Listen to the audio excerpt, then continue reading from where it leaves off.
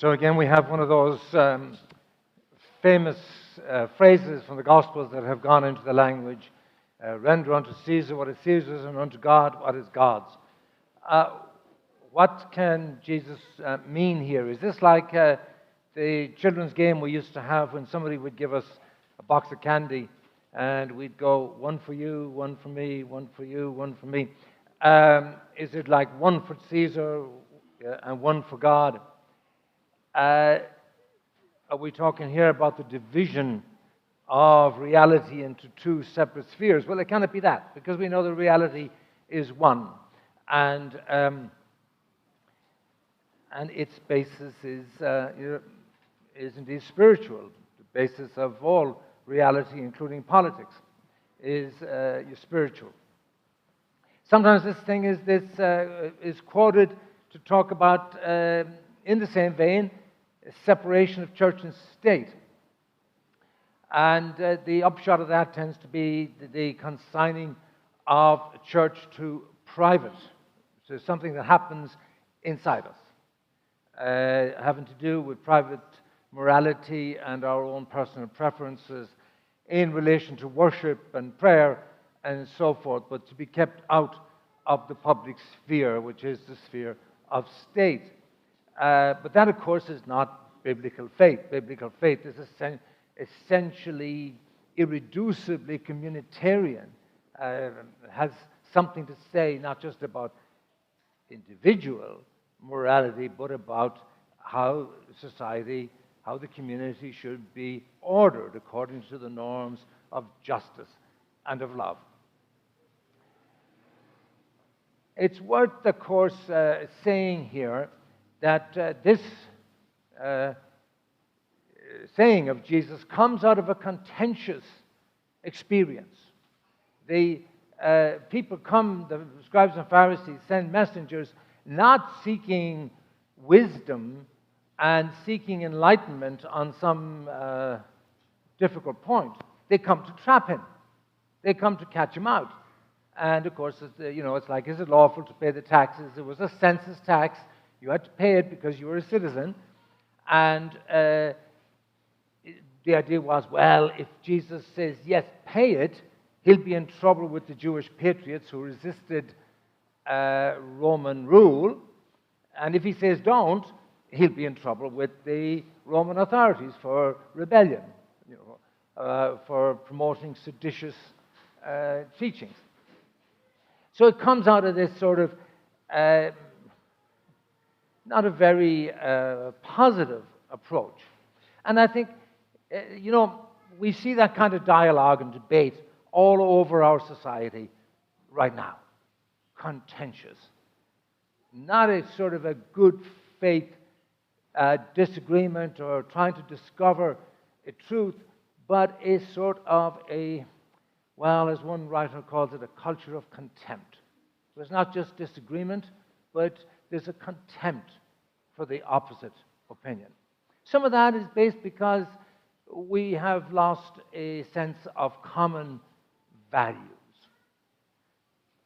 And when we're not rooted in common values, then everything tends to be about personal experience and feeling. And if it's all personal experience and feeling, then of course we're reduced to shouting at one another, or worse. Because there's no real basis upon which to engage. There's no common assumptions upon which to engage. So it's one of the characteristics of our time is this in the world of politics, in the world of culture, in the world of church too. This sort of got you kind of entrapment, a dialogue. And of course, the internet and social media amplifies this because it can be done without facing the person. As I say, a kind of a culture of contempt for those who are perceived to be on opposite sides or disagreeing. Maybe we're called to learn from Gandhi and Martin Luther King a certain nonviolence of language, a certain nonviolence of opinion, a non-complicity in the violence of debate that often characterizes the current situation. Now, this text, I think, it turns on the word image. It's the word icon is the word used in Greek. And we're familiar with that word icon. It's kind of come into English as well. So, you know, Jesus' response is, well, okay, show me the coin. It was a day's wages, the coin, a denarius, and it had the image of Caesar on it. But of course, it immediately begs the question, what's got the image of God on it? If the coin has the image of Caesar, what's got the image of God? And of course, any Jewish person would immediately have their minds brought back to Genesis. For God made man, male and female, he created them. In the image of God, he created them. Right? So the image of God, the image of Caesar may well be on the coin, but the image of God is in the human person. And that, of course, is the basis of all biblical morality and Catholic social teaching about human rights. That the human being is in the image of God and so has an irreducible sanctity and dignity. And that's how the whole development of the idea of human rights grew up in the Western world. It was based on that religious understanding. So, of course, there are many, many issues, many, many realities in the world that negatively impinge on human dignity and human life. Famously, of course, abortion. Human life is sacred from the first moment of conception to the last moment of natural life, so euthanasia. Poverty, racism, the whole immigration reality, family, teaching on family and the integrity of the family, the death penalty. So the respect for the sanctity of human life ranges across a whole multiplicity of issues. And, of course, those issues do not, they rise above any political candidate or party or plan and stand as a kind of challenge to them. And I suppose, you know, in our society, some of those issues are typically understood to fall more on the right side of the political spectrum, you know, abortion, euthanasia, family, and some are perceived to fall more on the left side of the political divide, poverty, racism, immigration, death penalty, and so on. But no political candidate or party, or indeed law, exactly represents Catholic social teaching, Catholic teaching on these things based on the dignity and the sanctity of human life.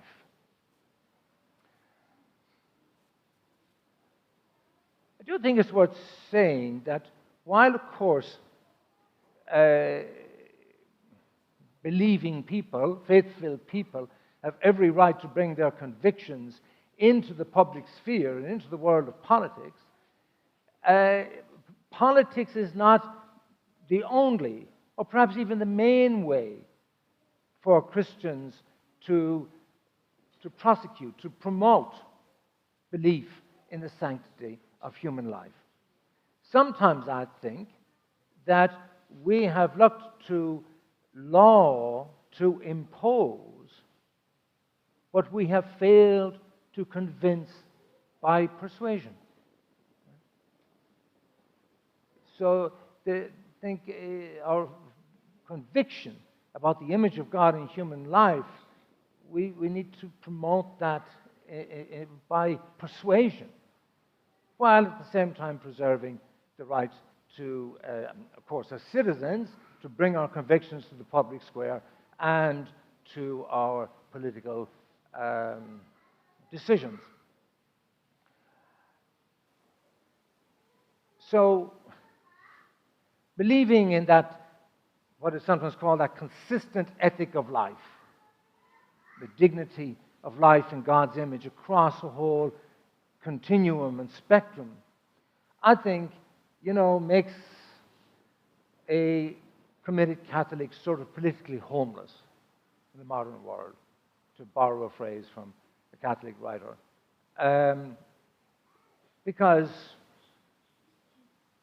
some candidates or platforms or parties may represent parts, but none represent all. It doesn't fit into any one candidate or party. So we're left then with making the best decision we can with our convictions about the image of God in human life according to our consciences. The Church, as Pope Francis says, is not there to supplant conscience, it's there to inform conscience. Right? And so, as citizens, people have the freedom, the right to make the best judgment they can in a complex reality as to how their convictions might best be moved forward. I do not think it is appropriate or is right for anybody to say, because you're Catholic, you must vote for X or for this party or for that. I don't think we can say that. I think those are prudential judgments, for citizens. I think you can be a good Catholic and come to different conclusions in a contentious, varied, and very imperfect political world where, some aspects of our belief are maybe reflected in some platforms and candidates, and some are in another one. And so I think there's a freedom for us to make the best decision we can. I might refer you, the U.S. bishops every 4 years come out with a document called Forming Consciences for Faithful Citizenship. It's on their website, United States Conference of Catholic Bishops. If you would like to refer to that, goes into a lot of detail. They have some little videos that are a little briefer too, but if anybody would like more than we can get into in the confines of a homily, I might refer you to that. So, God and Caesar, the image of Caesar, the image of God. Yes, Caesar has his place, politics has its place, and a certain freedom to order his taxes as they deem best. Okay? God gives creatures freedom, whether it's in the world of politics or of art, but always to be informed by those values. Again, I think that to talk about separation of church and state can be a kind of a misguided thing. As I understand the American reality, it has to do not with walling off the church, but a restraint upon the state to establish or favor any one religion or to impede the exercise of religion. So it's, as I understand it, it's more a restriction upon the state than it is upon church. Church and state have different spheres, but that's not to say that religion has got nothing to say about politics. Yes, Caesar has his place, but ultimately all reality is God's, including Caesar.